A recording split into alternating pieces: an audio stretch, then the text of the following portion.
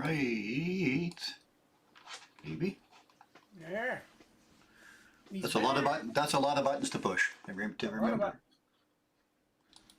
Buttons. There and open up this one.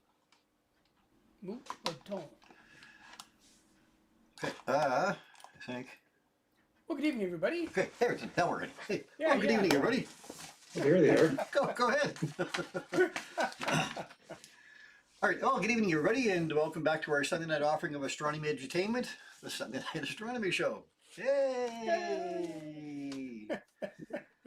My name is Chris Kerwin. I am an amateur astronomer and the creator of the social media channels known as Astronomy by the Bay. Paul said I should start saying that, so good evening. Yes, thank you. First of all, I'd like to welcome back my two regular co-hosts, Mr. Paul Owen from the Moonshot Observatory in Hampton. Hey, Paul. Hello. And Mr. Mike Powell from the PFO Observatory here in St. John. Mike, good evening, sir. Evening. Cash Powell. Yeah.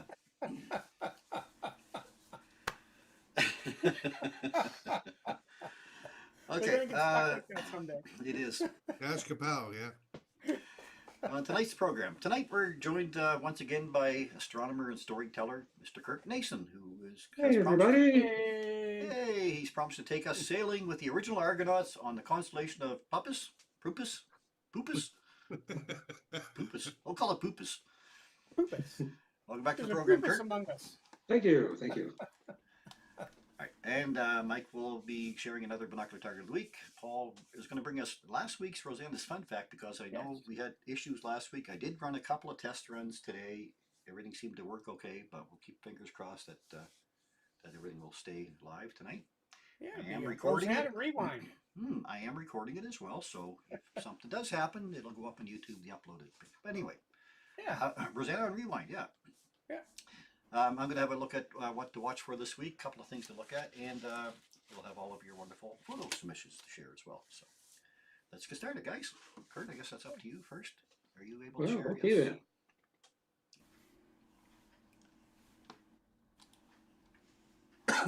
Excuse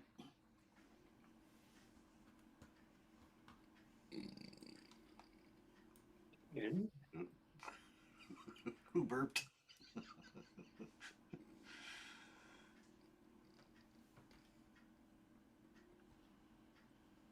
There, we're up. We are. Yes, Okay. So back in 1963, I was 10 years old and been into astronomy for a couple of years, and was also into Greek mythology and things like that. I've been taking a little bit of that in grade 2. Is that you on the right, Kurt? Pardon me? Is that you on the right? Well, I don't want to get into that. But well, I used to be an aqua science instructor, and yeah, that's about as deep as I would get. So lost my crown. Anyway, this movie came out, Jason and the Argonauts, and they had a trailer of it, and these are clips from that trailer. And 10-year-old kid interested in mythology, stuff like that, monsters and everything. And this, oh man, I have to see that. But growing up in Macadam, and this was in St. John, and had very, very little chance of getting to St. John to see it, and probably less chance of that movie coming to the Vogue Theater in Macadam. So I didn't get to see it. But about 20, 25 years later, I bought the VHS, and so I have that now to watch it at my leisure, which I've done a few times. It was a fantastic movie, and the special effects were done by Ray Harryhausen.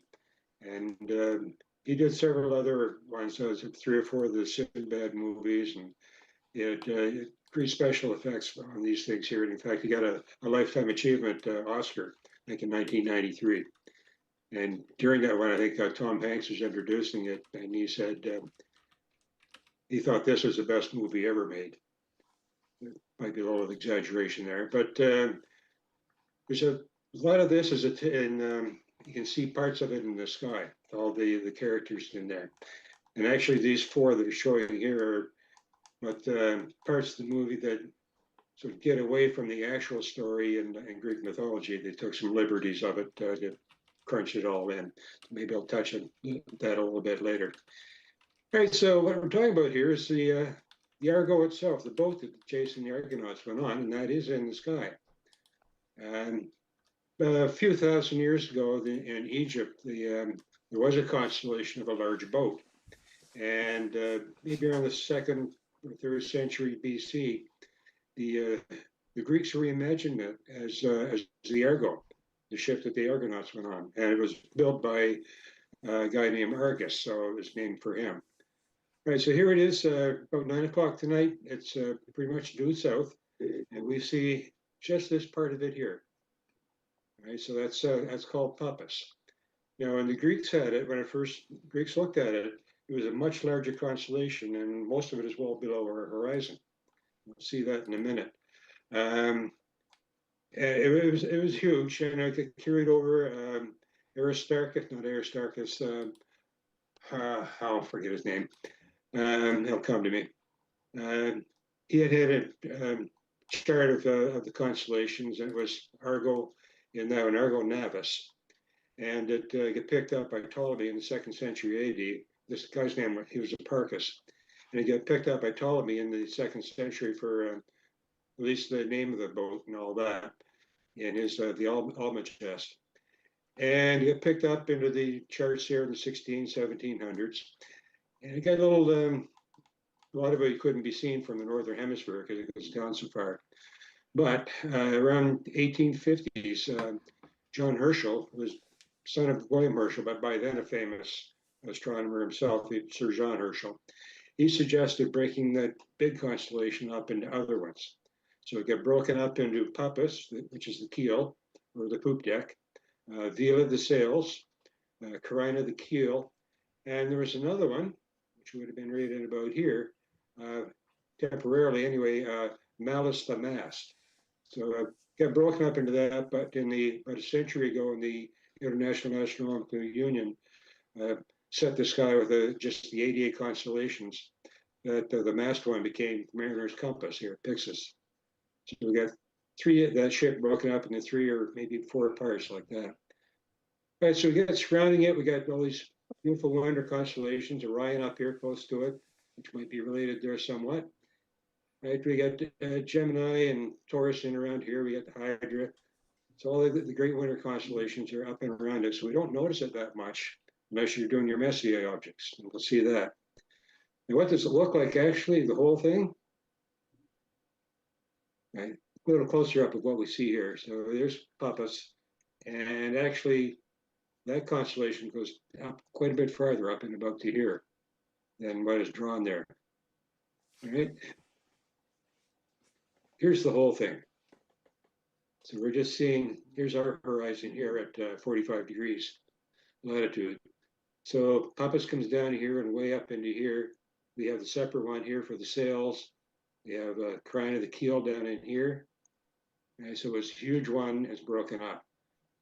And so that's where it's been since a century ago with these 3 or 4 constellations. And somebody else imagined it as another boat, and that was Julius Schiller back in the 1600s. He made up a whole map of the sky based on the Bible. So the southern ones were based on the Old Testament, the northern ones are based on the New Testament. So obviously this one, the whole boat there would have been Noah's Ark. So they call it Arcus Milwaukee for Noah's Ark. Now we got a constellation right here beside it, Columba.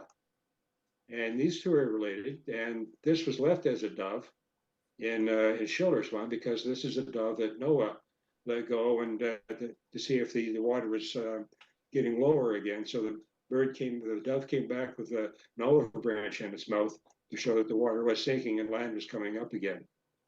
Right, but this has a role in also in Jason and the Argonauts, which we'll get into hopefully. And so that's the whole thing there. Now for deep sky observers, we've got 3 Messier objects and 2 of the finest NGCs are within Puppis.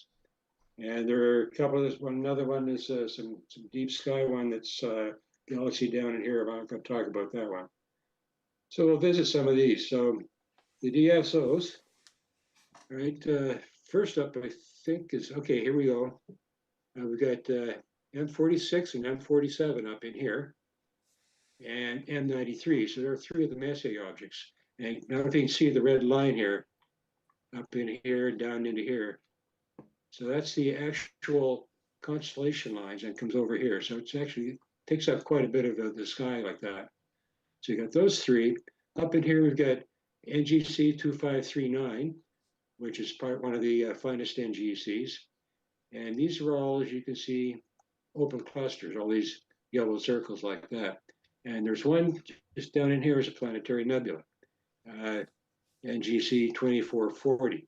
And we'll visit each one of those.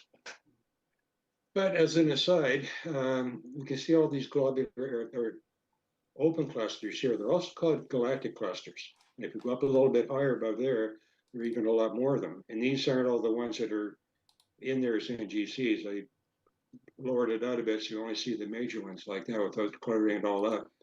But you look here, you got the big dog here, Canis Major, one of Orion's hunting dogs.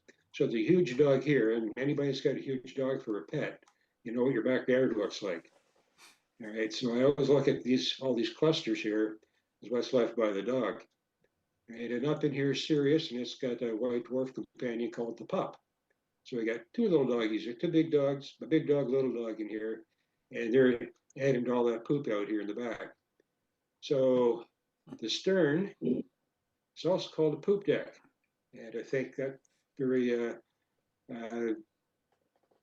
good name for having all these things the dogs left in here. And you see the winter Milky Way coming up here. So that's one of the arms of our galaxy, and the open clusters form within those arms. So they're also called galactic clusters. And since the doggie's out there doing a bunch of number twos, it also has to do a number one quite often. And maybe that's where the term Puppis comes from, or Puppis. Right? Little aside there. So let's visit these. So M93 in the Messier list. So up in here, so one way to find it, if you come down here from the big dog, there's a tail, there's Wheezing there, a fairly bright star in the dog's butt. And just come over here to the east, come straight across like that. So here's your Telrad 4-degree circle in here. So you're looking about maybe 8 degrees due east from Wheezing, and you'll come into M93 like that. Or these ones, two stars in here are bright enough to pick up in a reasonably dark sky. So it's just a short hop here of a couple of degrees to get up to M93. And it's quite bright there down at 6.2 magnitude. And it's about 2/3 the size of the moon. Right, and it's NGC 2447. Okay. Now we have M47, another open cluster. So you come off the head here of the Earth's Canis Major, and again it's about 6 to 8 degrees to the east of that. We get M47 in here, and it's about the size of the moon, and it's magnitude 4.4. It's an easy binocular object, right? And NGC 2422. And many of us have picked that up in quite easily in binoculars if we're just looking through that area. And if you get to that one, then it's very easy to go to M46, right beside it. There's 47 there, there's 46 there. This is just over a degree to the lower left of it. So M46, we have its magnitude 6.1, and within it, you see here it is in here, and again, it's about the size of the moon. Here's the cluster. And you look in here, something that looks like a fatter star, but that's actually another planetary nebula. And you look at it and think, well, that planetary nebula is within that cluster, but it cannot be. Right? It has to be a foreground object, because those open clusters, typically, there are not enough stars in there, probably hundreds to a few thousands in the cluster itself. They're not like a globular cluster, you got tens and hundreds of thousands that their mutual gravity hold them together in a ball. So the open clusters, there's less mutual gravity in there, and so they tend to go in their own directions over several 100,000 years. You'll seldom find one that's still an open cluster after 1 billion years. Like the Pleiades are about 125 million years old. You give them another 500 million years and they might be quite well dispersed. So to have a planetary nebula like that, you've got a star about the size of the sun, maybe up to certainly no more than 8 times the mass of the sun. So our sun could live 10 billion years. You get one much more massive. It probably wouldn't it'd certainly be less than a billion years, probably, or just a bit more. And there's no way you're going to have an open cluster lasting a billion years. So that planetary nebula must be a foreground object. All right, so NGC, oh yeah, 2440. The other planetary nebula here. So if you can get M46, this one is number 35 in the finest NGCs. And you just drop down a couple of degrees, well, maybe close to 4 degrees, and you find that. And I think some people call it the Bat Nebula. I'm not sure if it's the same one. There might be a couple of Bat Nebulas there. Magnitude 9.4, so 8-inch, 6-inch telescope, you pick that up, no problem at all. And it's about 79 arc seconds wide. All right, and the other one, F36, open cluster, NGC 2339. So again, if you go to take it jumping off from M46, you're 7 or 8 degrees, just a little bit north of east, a degree or two up in here. These are about 5 degrees apart, these areas in here.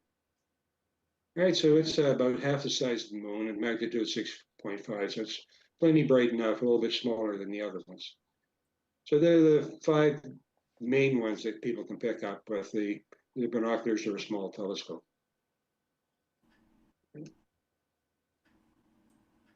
Now, Jason and the Argonauts. We've got, okay, we've got the area of Greece in here. We've got Italy up in here. There's the Black Sea. Now, the story of Jason and the Argonauts, actually, there's a backstory to it. It starts in around here. And a place called Boeotia. And it had the king of Boeotia, his name was Athamas, and he was married to a goddess, Nephele. She was a goddess of clouds, one that we don't usually pray to, or just pray to have her stay away. And so marrying a goddess like that, they had a couple of kids. They had a son called Phrixus and a daughter called Helle. And goddesses weren't, gods and goddesses, they could marry mortals, but they weren't allowed to stay with them all the time, for the entire lifetime. So Nephele, her time was up pretty much for spending with her husband there on Earth. So she went back to Olympus. And so the king, he married another woman, looking for a nice woman to help bring up the kids in a good way. But she didn't turn out to be that way. And she wanted to get rid of the 2 kids. So she secretly poisoned the crops. Now, the crops were all dying, and she blamed it on those 2 kids. Right? And she convinced the priests and all the important people in the area that they were the ones that were responsible for the crops are dying. Right? So they had more or less had the trial and decided the kids had to be sacrificed to the gods. But watching this from Olympus was Nephele. And night before they had to be executed, she came down and told them, "We're going to get you out of here. When it's time for the sacrifice, I'll send you a golden ram, a ram with a golden fleece. So you just jump on its back, hang on, and it'll take you to safety. Under one condition, you don't look down." And so they agreed to that. So the next day they're out there hoping she was right. Time for the sacrifice, and sure enough, out of the sky comes this ram with a golden fleece. They jump on its back and grab on, and it jumps up into the air and starts flying off in this way to take them to safety. Now, in around here is a couple of the land is gets very, very close here. It's called the Dardanelles in here. They had other names for it before. So they're flying up over here and having a good time like looking around, but we weren't supposed to look down, but Helle, she did. And she got dizzy and lost her balance on the ram and fell off down into the water there and drowned. And from that time on, that has been called the Hellespont from Helle. Right? But the Phrixus, he held on and he got taken up into here to this land up in here, and I can't see it. There you go, Colchis, here we go. Colchis is in modern day Georgia, and we have the Pyrenees Mountains up in here.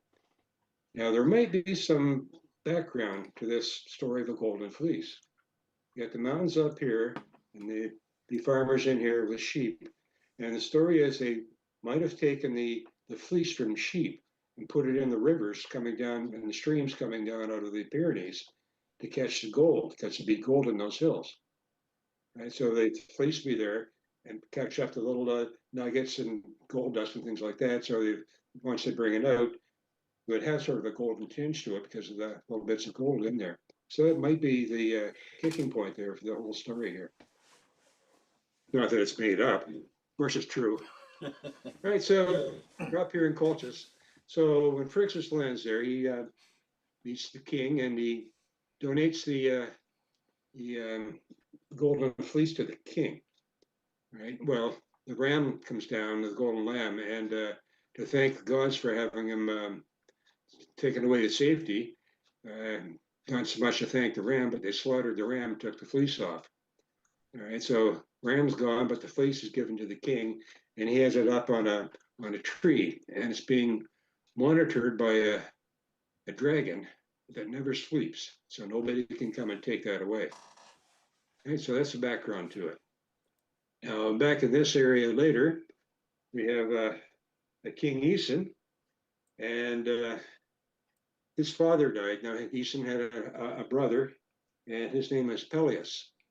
And when their father died, Æson became the king, and Peleus overthrew him and put him in prison, dungeon or whatever. But they had Æson had a wife, and they had a kid. And once Peleus had overthrown Æson, he had heard this story, prophecy, that he would be usurped and killed. And this one happens a lot in Greek mythology. He'd be killed by one of the relatives there of Æson. So if Æson didn't have any kids live, then he should be okay. So his wife gave birth to a boy, it was Jason, and Peleus found out about it, so he was going to have the kid killed. But she pretended that he was born dead, stillborn.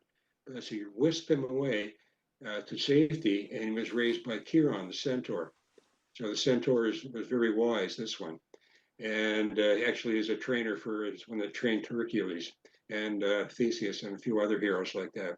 So Jason was brought up by Chiron.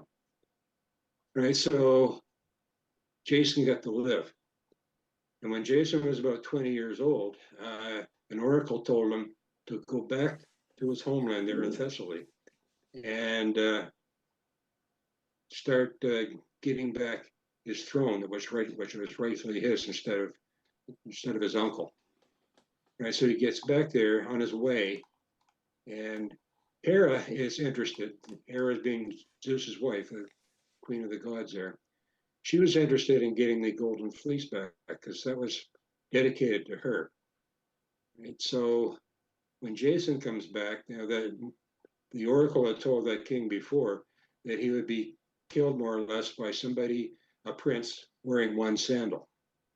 Right, so when Jason was making the trip back to Thessaly, Hera, disguised as a old woman, met him at this river.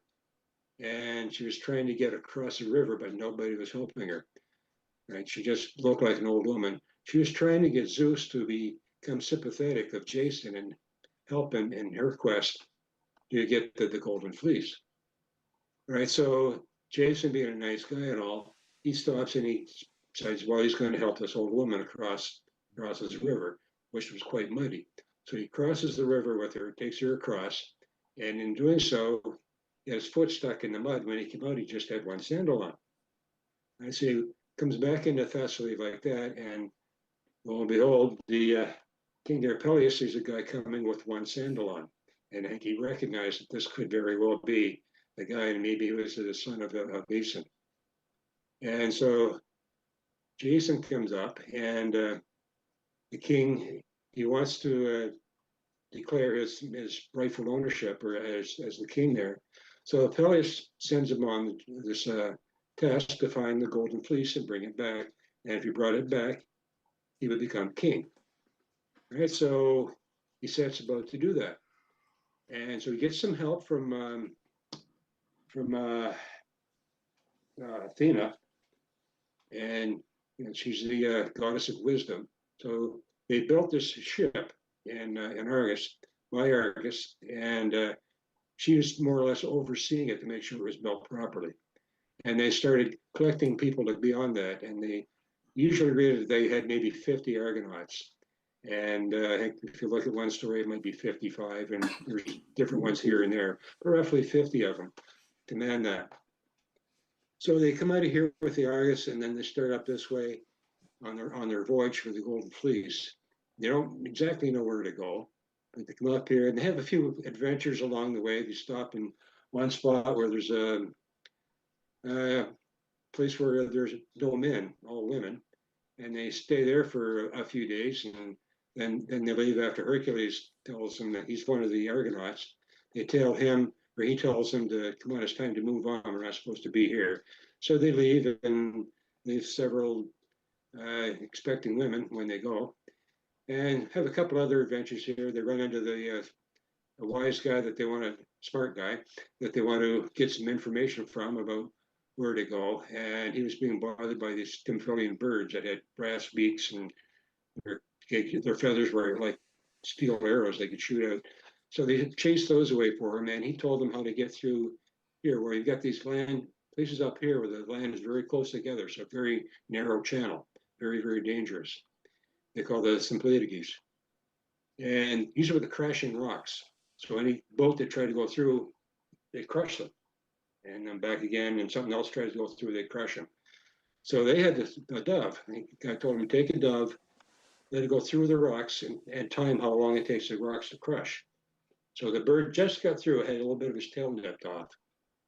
And so they tried it, and they went through and maybe just had to the end part of the Argo was damaged there. So then they got in here to the Black Sea and eventually wind up here in Colchis. And Jason, maybe a little bit naive, asked the king there, Aedes, and asked him for the Golden Fleece. So of course he wasn't going to give it to him, but he wanted to trick him a bit, and they told him he knew that the dragon was there, that guarding the Golden Fleece all the time, never slept. Hera had a little bit to play in here. She had Aphrodite put a spell on the king's daughter. Her name is Medea, and she immediately fell in love with Jason when she saw him. And so the king made Jason yoke up two huge bulls, and he told him to, you see that, yoke those bulls, and you want to plow this big field here, and then plant some these teeth, and these were teeth of the Hydra. All right, so king knew that when those teeth were planted, up from them would be these skeletons, skeleton warriors that had been related to the Hydra like that. So with a little bit of help from Medea, he got the bulls yoked, did that, planted the teeth, and up spring these warriors, right, skeletons. And you saw that was the best part of the trailer that I saw, the guys fighting the skeletons. But in the actual story, they don't fight the skeletons. Medea tells him to stand back a bit and throw some rocks in at among the skeletons, so they think they're being attacked by each other. And eventually they fought each other, and down they all went. So Medea used her spell. She's a bit of a sorceress, so she lulled the dragon to sleep, got the Golden Fleece, took it to Jason, took it to Jason, and she was in love with him. She was going to be his wife, and they took off and came back. Now the movie just stops there, but in a book, you need 4 or 5 different books in that. But here's one here, the most famous one, Apollonius of Rhodes. That's one I read during the pandemic. And there's a big adventure they have here. They go across the Black Sea, across the Danube River here, which was called Eridanus at the time, and over into down around here and up across Italy, across the river there, down this way. They actually even had to go to Africa and push it across the desert for about 20 miles, and then come back up in here. Eventually, they get back home, and the Golden Fleece gets there, and eventually Jason overtakes the old king there, and he becomes the king of Thessaly. And that's pretty much the story there. All right, now if we look in the night sky, we see a lot of characters here of Jason and the Argonauts. So among his crew up in Gemini, Castor and Pollux. Pollux was immortal. Castor is half brother, more or less. They were born from Queen Leda, and their boy and girl was Pollux and Helen, who became Helen of Troy, and Castor and another sister there. All right, so Castor and Pollux were inseparable, and they were on the Argonauts, on the Argo. Heracles or Hercules, he was one of the Argonauts, but on the way, he had an assistant that helped him a lot, and sometimes on his 12 labors. And they stopped at an island to get some water, and Hylas, his assistant, being a very handsome boy, was kidnapped by some sea goddesses, some naiads, and Hercules couldn't find him. So Hercules stayed on that island to look for him. So Hercules didn't continue on with the Argonauts from that one. There's a guy named Cepheus on it. So we got constellation Cepheus. But this was a different one, Cepheus of Arcadia. When he later became king of Arcadia, he died in a battle, in a war that on Hercules' side. Hercules fought several wars there to become king of different kingdoms. Ophiuchus is also seen as a healer. So there's a healer was Asclepius, and he was on the Argo. Orpheus, he's not in the sky, but he was a famous musician. And on their way back home, coming down rivers there, and it's usually the Rhine, but the Rhine doesn't get out that way, with the sirens. And they would tempt men to sailors to come in toward shore where it was rocky, and then have shipwreck, and then the sirens would have them kill all the sailors. But Orpheus had his lyre with him, and so the lyra is up in the sky. So he tamed the sirens with his beautiful music, and so the sailors didn't hear their singing. All right, so we got the Puppis, Vela, and Crina there. That's the boat. The Golden Fleece, of course, is Ares, the ram. And Columba the dove, that was the dove that went through the Symplegades. The rivers they crossed, there's Eridanus. Those Stymphalian birds, if you look at them as being Cygnus, Aquila, and Lyra, when older maps had Lyra as the vulture holding the harp in there. The dragon, Draco. The Hydra's teeth was planted there. So there's a lot of stuff in there. We got a couple of goddesses and Medea, so you can patch them up with Virgo, Cassiopeia, and Andromeda. So these are all up in there, but where is Jason? But there's one that makes perfect sense to be Jason, right? And it's very, very close to the Argo there. Jason the Astronauts. There's Orion. Oh, good. That's the name of that tune. Jason, got it. You know, these make quite campfire stories, I know, but you know, the imagination is just like wild. Like, what were they smoking back then? And this actually, this one wasn't as scary as the normal ones. So I appreciate that. Well, I did skip a few parts there, just Yeah. for you. Yeah, perfect. Amazing story, Kurt. Thank you. You're welcome. Come over sometime and watch the movie. Yeah. Okay. We'll do that. Jason, yeah, Yeah, Argonauts. bring it to the meeting. I remember it. It was crazy. All right. The skeleton part I remember the most. Yeah. Yeah. Let's move on to a binocular target of the week.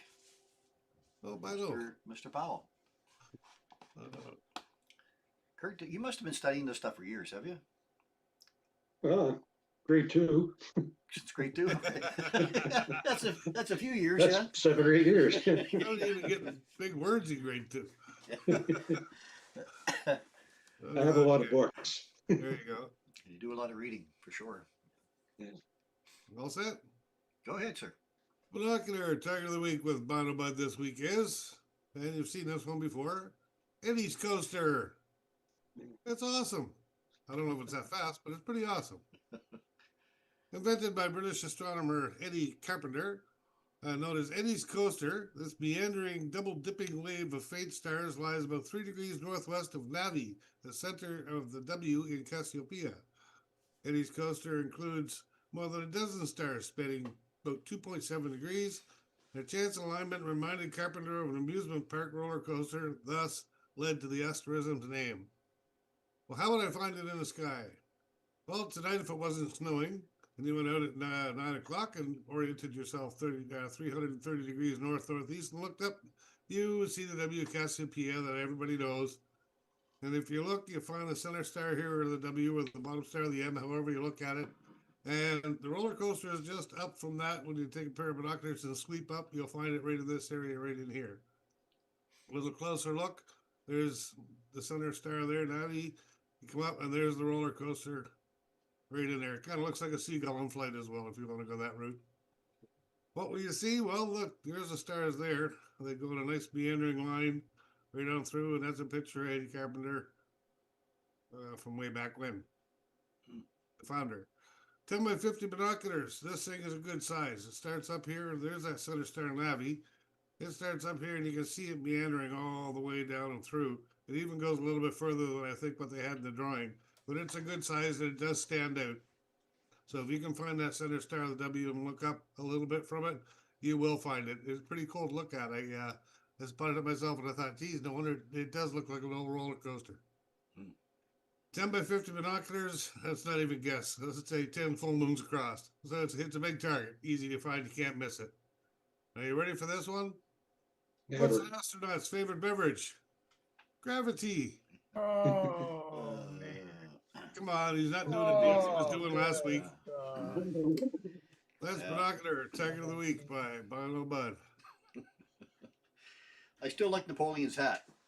Yeah. Bring that back. Bring that back, Mike. We got a lot of comments on Napoleon's hat. That's a good one, though. Right there. I think I might have covered this last time you did that, but you know where the name Navi came from? No. It's Gus Christian's middle name backwards. Middle name is Ivan. So when they were getting ready for Apollo, they were learning the sky, and of the navigational stars, the only one that didn't have a proper name was that one in Cassiopeia. So he gave it that name based on the backwards spelling of his middle name, and now it's been accepted. So. That's pretty cool. Then he bobbed his head around like this, and everybody All right. Thanks, Mike. Nice, easy target. Let's move on to our Rosanna Rewind. Yeah, what happened last week, everybody who's tuned in here, I know. We dropped the show, unfortunately, for a little part, but we were cut off in the middle of Rosanna's talk, so we're going to run that again tonight. So There you go. All right. Well, in that case, then, this is this week's Rosanna's Fun Fact. All right, welcome back once again, Rosanna Fun Fact. And this was such a fun one, we're going to do it again. All right, so there is a new fun space cartoon that crossed my path. Now, hang on a sec. I got to find that new space cartoon. There we go. Meerkats in space. Meerkats in space. A pair of meerkats traveling through space are stranded on a strange alien planet where they decide to spend their vacation. I suspect it would be quite fun to watch if my Spanish comprehension was better. But the real meerkat of space shared some astonishing news a week or so ago. This is Meerkat, and ta-ra! The cat stands for Karoo Array Telescopes. There are 64, and the mirror actually does mean mirror, as in meerkats, as the little creatures inhabit the Karoo area. The South African Radio Astronomy Observatory, or CERO, is consistently pushing the boundaries of innovation in radio astronomy. Their cutting-edge digitizer technology is a key component of the Meerkat telescope, transforming signals from outer space into digital data for in-depth analysis. Recently, astronomers using the Meerkat radio telescope at CERO released the news that they had detected the most distant hydroxyl megamaser ever observed, a cosmic laser emitted from a galaxy more than 8 billion light years away, and the discovery was detailed in a paper accepted for publication in the monthly notices of the Royal Astronomical Society letters, with a preprint version available on Arbix. Now let me just scooch over to the next one. There we go. So, okay, my computer's not working very well here tonight. Hang on. There we go. So the South African, there we go. Okay, so this is delivering the next generation in technical solutions. So, it's quite a thing. So there's, I can't read that now. My eyeballs not working. So let's just blow it up. There we are. So the most sensitive L-band receiver in the world, developed in collaboration with industry, EMS, the first high-frequency RFI compliant front-end digitation system developed by CERO. And down here is the reconfigurable hardware deployed as part of the Meerkat's IP switched correlator and at other international facilities, further developed as part of the passive radar system in collaboration with industry Parallax. And over in this bottom corner is the most cost-efficient tape storage library in the market. An 80 PB, I'm not sure what PB means, but in any event, developed in collaboration with the industry TSOR storage systems. So that's kind of what's going on with that photo. So to my first question was what exactly is hydroxyl megamaser?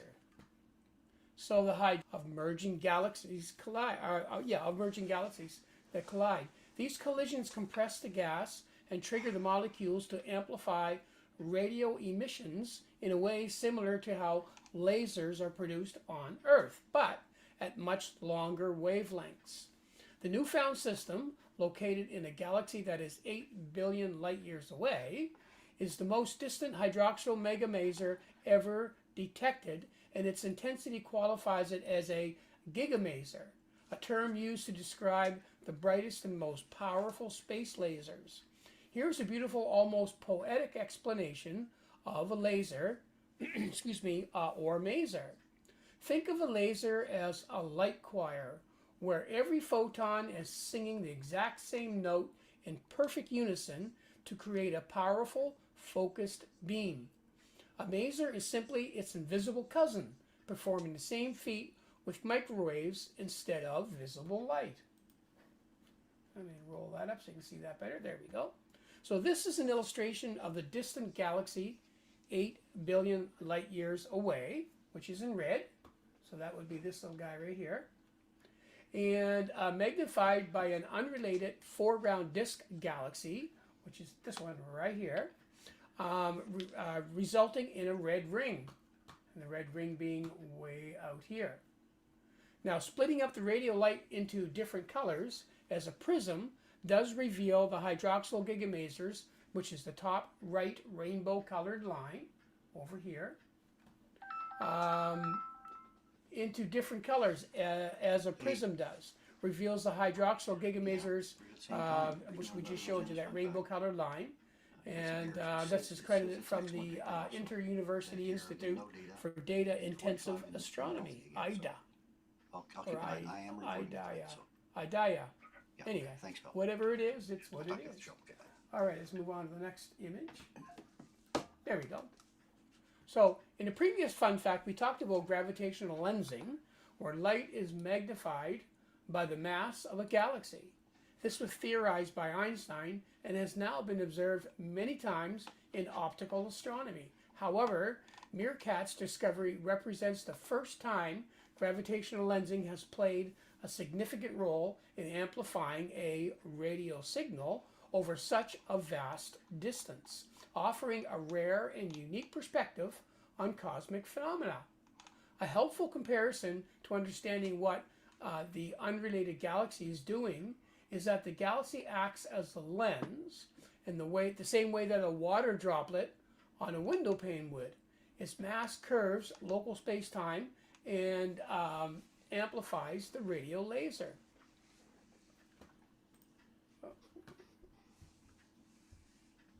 There we go. Okay, so now from South Africa, we head to Denmark. Yes, Denmark is in the news again, but not because of its relationship with Greenland. Remember Tycho Brahe, who I thought was the most famous Danish astronomer? Actually, he is not even listed in the Pantheon World List of top 10 legendary Danish astronomers. But that's a future fun fact. Regardless, Brahe, along with other famous Danish astronomers, made great contributions to astronomy. Just last November, Denmark's Ministry of Higher Education and Science published its proposal for the largest public investment in space to date, 2.5 billion kroner for the 2026 to 2029 to expand research technology and European cooperation. Now that is equivalent to over 560 million Canadian dollars. For a country with fewer than 6 million citizens, Denmark also plays an outsized role on the world stage when it comes to sustainable development and the fight for human rights. Now here's a stunning fun fact. Over 40 years, Denmark has met the UN target of setting aside 0.7 of the GNI. Let me just show you this chart. There we go. For development assistance. Only a very few countries in the world meet this target. I'm a little ashamed to see where Canada is on this list, but at least we're on the list. So Canada is right there. So actually, we're not even halfway down. So we're not in bad shape. Kudos to Canada. And now, how about this? My mouse isn't working so well, so just bear with me, folks. There we go. So how about this? Yes, on February the 8th, 2026, motorists traveling through Gladsaxe, a municipality located just outside Copenhagen, began noticing a stark visual shift along a specific stretch of road. The familiar blue-white glare of standard city lighting had been replaced by a deep, saturated crimson glow. The installation was strategically placed near a known bat colony. That's right, folks, bat, as in flying bat, to mitigate the impact of artificial light on the nocturnal ecosystem. By shifting the wavelength of the light, the city sought to maintain essential road safety for the drivers while protecting the natural behaviors of local wildlife. In such consideration can be shown for the bat and wildlife populations, perhaps this red light strategy will catch on and become a global change, benefiting not just wildlife, but astronomers as well. So, maybe someday we'll go from, where's my mouse? There we go. We'll go from this to this. And since red is the complementary color to the green, and I am Irish, and I would be remiss if I didn't not send some meerkat merry wishes to all. And this again was because it was St. Paddy's Day for last week. So for those who missed it, happy St. Patrick's Day. And let me see if I can make it happen. I don't know if I can, but that is this week's.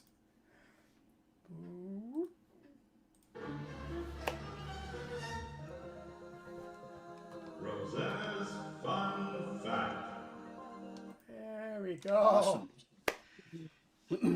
Made it There through. we go. So we got through the whole thing this week. Well, we kind of did. To tell you the Oh, truth, man. Don't start glitching now. there was a glitch almost at the same point, just about 2 minutes before the last time. But while it's going, I've got to check onto the server. Anyway, we got through it. We That's got through neat. it. It's still live. We're live still right now. So Awesome. thank you, Rosanna. I'm glad that Thank you, we thank were able you to cover indeed. that. Hacked by a meerkat. Could have been. That might be what's going on. Good chance. Okay, you know something else is I realized too that I didn't get a chance to show the photos last week. So I'm gonna do my two groups of photos here. Maybe some people did see them, but for whatever, I'm gonna share them again. So let me do that first. Let me share a screen with you guys first, I guess. And I'll have to do a couple of shares here. I'll try. this one. Delta Dawn, sunflower, you got To these ones. There you go. Oh yes, Good. that's David Samarge, isn't it? No, that was Mark LaFlamme. Oh, okay, sorry. Yeah. Is that the Orion Molecular Cloud Complex? I think it is. Yeah, It that's is. okay. Okay, so yeah, let's go back to that. Okay, so he says, hello. He says, my wife and I recently joined RASCAN B and have just started spending time outside watching and enjoying the night sky. We also love the SNAS. Thank you. I wanted to share one of my first attempts at astrophotography. This image of the Orion Molecular Complex was captured from Dieppe and is untracked, unfiltered, in a stack of 57 frames at 3 Sec Nebula, top left, but I'm not sure. So, Way up, yeah. Right up Yeah, there. there it is, up in the corner. Yep. You got it. Good stuff. So I really enjoy. I'm really enjoying the infrared sensitivity of the modified camera, and I'm looking forward to eventually capturing tracked and later filtered images as I continue learning. So awesome. Very Just nice. watching the stream Very here done, at the yeah. same time. Thank you for that. Now I'm going to go to Jennifer LG had the next picture, I believe, last week. Yeah, and again, Yeah. I'm not sure if these were shown, but I'm going to show them again anyway. Why not? You know. So Jennifer JLG said, I recently reworked some old CSAR data of NGC 7023, the Iris Nebula, and some new dwarf data on M1, the Crabby Nebula. So there you That go. was Oh, nice. look Yeah. at that. Yeah, M1. nicely done. Very nice. Thank you for those, Jennifer. I'm going to swing now over to Robert Gadet's capture of the Wizard Nebula, 1 hour exposure with the C-Star S50 processed in serial using the Hubble palette and Gray Expert in Photoshop. Awesome. Yeah, there you go. Love the Wizard. Wizard never gets old. Well, he No. probably is old, but Well, I probably use an old Wizard, yeah. yeah. And then we got the Rosette Nebula. 1 hour of exposure time using the C-Star S50, processed in serial. Too many processing details to list, he says. Using the Hubble palette again. Noise reduction using Gray Expert and small final details in Photoshop. So Yes. there we Nice. go. So let me check on my Nice screen. cluster in the center of that. Eh? Everybody looks at the Yeah. rosette, but there's a really nice star cluster in there in the center. Just checking on the stream here, guys. Sorry. Okay. Oh, we're still good. Okay, keep going. Yeah, very nice. I'm going to switch over now to Ann Driscoll's capture of March 10th moon. So that was a while ago, but still nice capture. And thank you for that. Yes. I see the mountains quite nicely. Bob Simmons' capture here of NGC 2264, the Christmas tree cluster, and / Cone Nebula, 2,300 light years away, he says, in Monticeros, using a Dwarf 3 telescope, EQ mode, best 8.5 hours out of 10 hours of 1 minute at 60 gain, DB filter, Bortle 4 skies. So, It looks like a Pac-Man to me. Always did. yeah. Very top of it. Oh, yeah, here. Oh, it's more like a duck. Yeah. Like a Waka, duck waka, meat. waka. Yeah. Yeah, Maybe that's where they he's get. Maybe it's close to that wild duck cluster. Yeah, Exactly. Yeah. He's eating all them stars. Could be. There you go. You might be right. Clucka, clucka, clucka. The cluster. Okay, and then this one, beautiful one here, Horsehead in the Flame Nebula. Yeah. SY201 denoising script and serial helped me to bring out the background nebulosity. Using Dwarf 3 again, 8.5 hours. A dual band filter. Excuse me. A dual Bortle 4 skies again. So thank you for those, Bob. Yeah, see it's that. very nice. Nice. And I'm going to go on from there to this one here from Robert Carson. Great to see you. He said Mike at the beach last night. Of course, that was last week. Here's my Yep. shot of the Leo triplets with C-Star, 27 minutes integration. Nice. And this one Yes. here, Comet 2024 E1 Weirchos, I guess. 12-minute integration. So Yes, sir. there is a comet coming up, Sungrazer coming up, that's supposed to go around the sun, I think April 4th, Kurt. Yeah. Yeah, And maybe hoping in it our- survives. Yeah, hoping it survives. If it does, it'll be in the morning sky or evening sky for us. Evening, I think. Evening, just after sunset, I think, right? Yeah. So To be let's awful keep- low on the horizon, though, isn't it? Yeah, I heard that too. Yeah. Oh, yeah. Both these, you said, were denoised in C-Star app. So that's last week. Okay, so now I'm going to take our audience back to our transition screen. I'm going to stop sharing with you guys for a minute. give me a minute till I get things changed here. I'm going to go to tonight's show. I wonder if we shouldn't have a little competition with all these sea star people. What about the So you watch one you can throw farthest in the ocean? No, I'm serious. Me too. I said, what about the dwarf people? So, well, I mean, okay, let's call it smart telescope people. It'd be interesting to see. I don't know. We'll give it some thought. But it'd be nice to have. I don't mean you take the same picture, I take the same picture, and compare. But I don't know. Maybe how many objects can you get? In the night, or who knows? Just we'll come up with something, because those things are so simple to use. Put them on the ground, push the button, and away they go. So depending on where you are, the skies you're in, so a lot of it would have a play on where they are for the dimness that you're going to be able to actually pick up with that. Anyway, I don't know. Just Smart Scope Marathon. What's that? The Owen Smart Scope Marathon. Yeah, there you go. Smart Scope Marathon. Could be. Yeah. I think that's Anyway, those folks who have them that are sending in the photos, chime in on something maybe that you think that you might like to try. I mean, because it's all in fun. It's not who's the best. It's just have some fun with our equipment, because we don't do that a lot. So. Yep. Good idea. Yeah. Anyway, so chime in on it, folks, if you don't mind. Okay, let me get this back to our. Oh, go ahead. Dan Garrett got a question. Says, how come you guys are all sitting backwards on the spaceship? Well, we don't want to get flies in our mouth.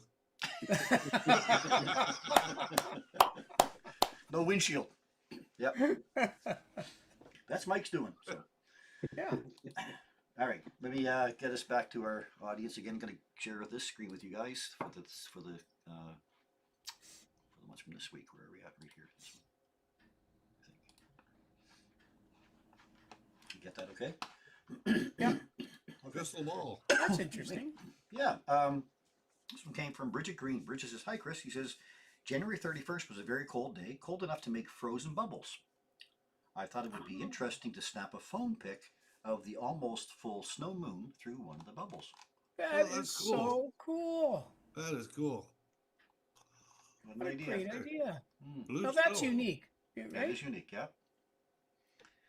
That's Good job, Bridget. fantastic. Yeah, thanks for sending that in. That's pretty cool. Fantastic. That's something you don't see every day. Yeah. Wow. Well done. Great All right. idea.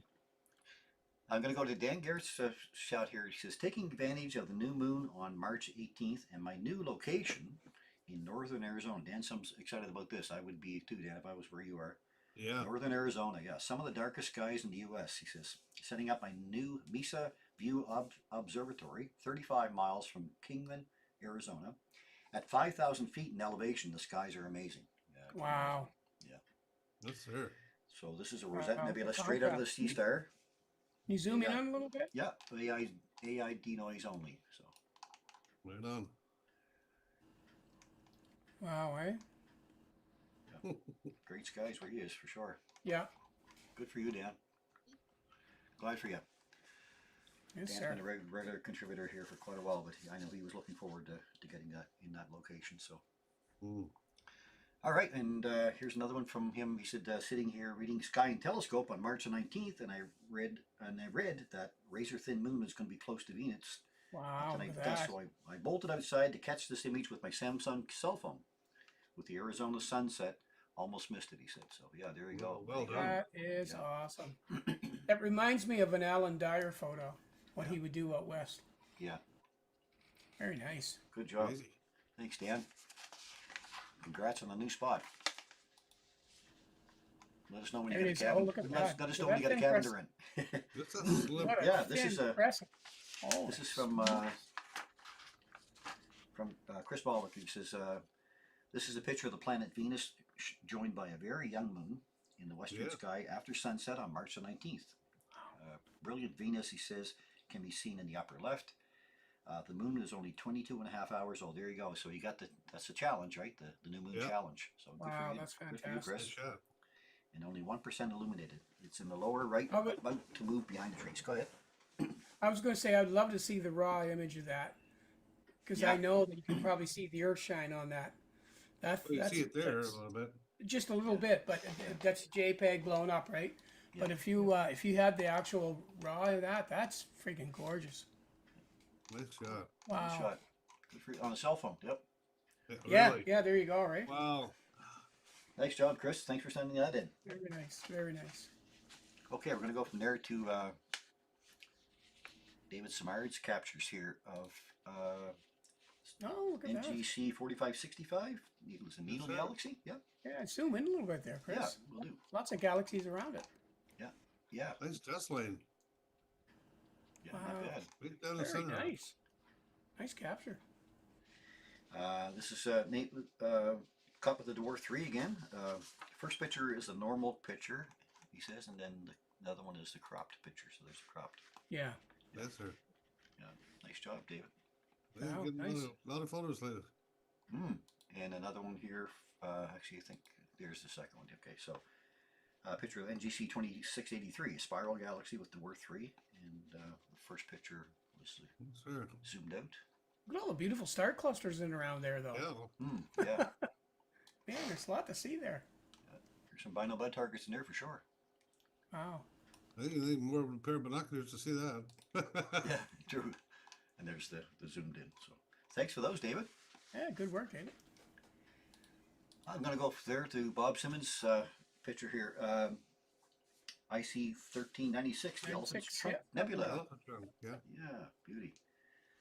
Dwarf 3 telescope, 10 hours of 1 minute images at 60 gain, dual band filter again, 404 skies, Burton, New Brunswick.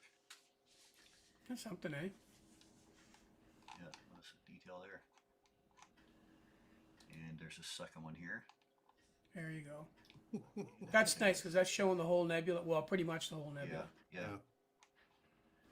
Very nice. That was his third one, yes. So. Nicely done, Bob. Thank you. Yeah. Going here to Mr. Powell's Saturday's Moon. Nice shot, Mike. The other night, was it? Yeah. Yeah. Yeah, last night. Yeah. Yeah. My earshine shot didn't turn out as well. So. But that one's good. And yeah, and here's your went out this morning. You said to enjoy the sunrise, only to look up and see a circumzenithal arc above my head. Grabbed my Yeah. camera to get a few shots of the rare event. Here's results for viewing pleasure. Hope you. That's a little bit below it, but that's the circle Yeah. around the sun at 22 degrees, and then the sprite on the side or the Yeah, Yeah. wow. sundog. Must have been something Yeah, to see. Sundog. It's this one here, I think, of your point. There it is, There it is. upside There it down. is, Yeah. yeah. And then there's a curve that goes under that in another photo, so I actually cut them There it both. is. Yeah. So Nicely that's done. pretty cool. Wow. Good timing. What time Yeah, of it day did was you see good. that, Mike? I went outside about 9 o'clock with my coffee and looked up, and there it was, an upside down rainbow. And I went, "What's this?" Wow. So That must I have got been a the thrill camera. to see that. Did it look a little more vivid than that? Did it ever? Yeah, yeah. That must have been a thrill to look at that. It caught me right off guard. I Yeah. wasn't expecting it. And then Oh. once I figured out what was causing it, then I started taking a bunch of shots. Yeah, it's What a pretty thing to see. cool. I don't think I've seen one of them before. That's cool. That's awesome. Nicely done. All right, I'm gonna go. There's the last one there. There you can see the both curves There, on the top yeah. ring. Yep. Like, Yeah. One faces Yeah. up, one faces down. Yeah, that's right. Yep. So Cool. that was different. That's almost the same as at the top of the other one. Yeah. Yeah. Just go back. Okay. Go back one if you don't mind, Chris. Yeah, if you look at the actual There's a- circle, There's a Yeah, little. yeah, Oh, it looks like it's here too. happening right there. And here. The Wow. upper tangent arc is the bottom one. Is One it? sec. Okay. The one on the bottom there, it's the upper tangent arc. And then That the one? circumzenithal arc is the one up at the top Right. of Okay. the 46-degree halo. So you got the Okay. 46, the 22-degree halos, and then the two arcs. Yeah. Cool. That's Good shot. fantastic. Man. Love it. Mr. Owen. Yes, You sir. send a set and had a surprise sun pillar pop up, huh? So much I soft did. pastel type colors. Yeah, it's like it was almost like a run of that for about 2 weeks. If you got just a little bit of cloud cover down the end of that, the sun would just pop in these wonderful little halos. I thought, wow, No, they're beautiful. what a Yeah. bonus. What a great spot too to shoot. Yeah. Good stuff. Yeah, And yeah. your day 3 moon. yeah, pretty much the same as Mike's. Yeah. Yeah. And it was just so nice. I stuck my head out the door, and I was just so happy to see some sky, something in the sky other than clouds. I got all excited like a little schoolgirl. Ran out, got my camera out, said, "I'm gonna take a picture of this." Giggity That's, gee. exa- Giggity that's giggity gee. exactly it. Yeah. Then it was like clouds going by, and it's like, come on. Yeah. Yeah. Nice Anyway, it job, was a guys. really, really nice site. It was beautiful. Great job, Yeah. guys. Thanks. And if you have any images, of course, you can send them in to astronomybythebay@gmail.com, and we'll be happy to put them up on our next broadcast for sure. We're going backwards because Mike doesn't want anything in his coffee. Right. That's it. Yeah. I want to remind people that anybody's on Facebook, if you want to join my group under Atlantic Skies, you can come in here. It's a private group, but I'll accept anybody who's able to be dropped in. I'll be talking. It's primarily about stargazing events, night sky images that you might have, and any special events that are public events, like events in the nature park or upcoming star party events, whatever like that. So you can certainly select that and come on in and take a look. Absolutely. So this week we've got Wednesday is going to be our first quarter moon at 4:18 p.m. Atlantic time. So of course, first quarter moon is always going to be a nice time to take a look at the moon features that are following right along the terminator line. It's always a great time to be looking. That's with my cell phone through my little refractor. So you got to keep an eye on that Wednesday at 4:18. Now the other thing about that is that the lunar X and lunar V will be visible too, but they're going to be visible in the daytime this time. Lunar X is caused by the sunlight falling on the rims of the three craters, Lacaille, Blanchini, and Purbach. Down here. Somebody gonna say something? No, I was just going to say, how long does that appear? Just for 4 hours. From 2:30 to 4:30, so cut 2 hours. That's all you got? Yeah.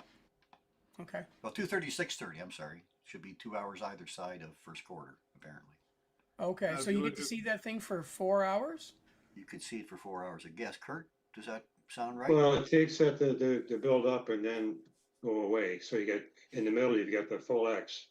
Right. And it'll be that way for a little while, but then gradually you're gonna It's be gonna losing disappear. it. So Yeah. If you use patience and watch it, you can actually find the whole word love right down that terminator line. Yeah. L-O-V. The O's are easy. Yeah. Yeah. Yeah, those are easy. Yeah. You can find the word love in there. So we're just looking for the E, are we, Mike? And the L. Yeah. We'll draw them out. Send me a picture, Mike. I'll bring it up I'll next send week. you the picture. Yeah, that'd be cool. I see the L, or I can see an L, where I think it's an L. Yeah, If you go all the way down the bottom of the Terminator, keep going, right there. There. Yeah. L. There's an L. go to L. Unless you work, I can't find an O though. Where's an O? Yeah. Right beside the X. Pick a crater, any crater. XO, yeah. Anyway, the lunar V is caused by sunlight illuminating the Oort crater along with some smaller craters. So there are the two features that you can see pretty That's easy. fantastic. And Yeah. telescope would really be best because the contrast won't be very good, of course, when the moon's up in the daytime sky. But Yeah. I have caught it before in daytime. I think I put a picture up or video up about it today on the page. So I would assume then a filter may help, Kurt? I don't know. UHC filter Okay. maybe? Yeah. So if you got some filters, just try a couple. Try just try any one with red, green, or blue. Maybe I think the red actually might help that. Anyway, Anyway. okay, that's something to look at on Wednesday. Also on Wednesday, the lunar straight wall. Lucas Oh, recta, yeah, or Lucas the lunar recta. straight wall, casts a wide shadow that gives the appearance of a steep cliff. Now, the fault line has a length of about 110 kilometers, typical width of 2 to 3 kilometers, and a height of 240 to 300 meters. Thus, although it appears to be a vertical cliff in the lunar surface, in actuality, the grade of the slope is relatively shallow. Like the lunar X and V, more tricks of sunlight and shadows, identifying special features on the moon. So Yes, that sir. pops out as well. So it's another treat. Where I'm at Thursday here, Pollux, Castor, Jupiter, and the Moon all kind of join up together. Pollux and Castor, of course, in Gemini, the heads of the Gemini, the twins. That's looking southwest at Thursday at 10 p.m. So they, I believe, the Moon and Pollux will fit together in a pair of binoculars. I think Jupiter's too far away, but that's still a nice view, nice camera shot. This nice wide angle lens would give you Orion and everything. Eh? Yeah, it would, yeah. Wow, It nice. makes the whole bit. So be nice to get that Nice. Thursday night. Friday, I guess Friday, we have the moon that greets the Beehive cluster. So this is an open cluster around 1,000 stars, loosely connected by gravity. It's one of the closest clusters to Earth at approximately only 600 light years away. So the moon and Beehive will be close together, and this is in a 10 by 50 binocular. So we should be able to get them together. Now the moon is going to be bright too, so I don't know how much it'll shine out over the Beehive, but take a look. These two charts that we have, this one comes from Lisa Fanning from Lisa's Lookup, Astronomy and More. Lisa gives me this chart every month. This is the events on the left-hand side, the dates of that event, the peak time for that event, and your seeing tools, naked eye, binoculars, or telescope. You can find Lisa at Ruby Moonbeams on Instagram, Mastodon, Facebook, Threads, and now on Blue Sky. Thank you, Lisa. And Kurt's calendar here for March, April, the 6-week calendar. Got the right one, I think, this time, Kurt. Yep. Yep. Of course, this week coming up right here. So the blue ones are all about the moons of Jupiter. So you can go up here and find what these terms mean in the legend up here up top. So lots of occultations and shadows there. Yeah, shadows. Yeah. So those with the, this is a nice visual thing. So if you do have a telescope and you got a little bit of power to it, it's a nice visual thing to be able to see the shadows actually on Jupiter's surface. Yeah. So, agreed. And there's lots of opportunity by the looks of it. Yeah. All right, I'm gonna stop share there. I'm gonna bring us back here. I'm gonna do this. I gotta do this. You guys just give me a second here until I get our last part of the show up and ready to go. I think we're ready. Okay, well, there. So we're a little bit long tonight, but still good to have the show. So in closing then tonight, thank you once again for joining us. Special thanks again goes out to Kurt Nation for coming along the show and sharing that not too scary story like that. On next week's program, I think we're going to be talking a little bit about diving into observing with binoculars. This time of year that people should be getting outside. You know, the snow's almost gone. Did I say that out loud? But it's a good time to get familiar again with binoculars. So we'll have a look at what binoculars you should be looking at if you don't have any, or what to do with your binoculars when you do have them, and maybe some of the best binocular sky targets to take a look at. So that's next week. So special thanks too goes out to Rosanna once again for amazing fun facts. Thank you, Rosanna. Also, remember too, we do love getting your photos, so send them in to astronomybythebay@gmail.com, and we'll be happy to put them up on the next broadcast. So for now then, from Mike, Paul, Kurt, Rosanna, and I, we wish you all a safe and happy week, everybody. Wishing you clear skies, locally I guess, but we'll give it a try. As we like to say though, open your eyes to view the skies and keep your scopes pointed up. Good night everybody, thanks for joining us.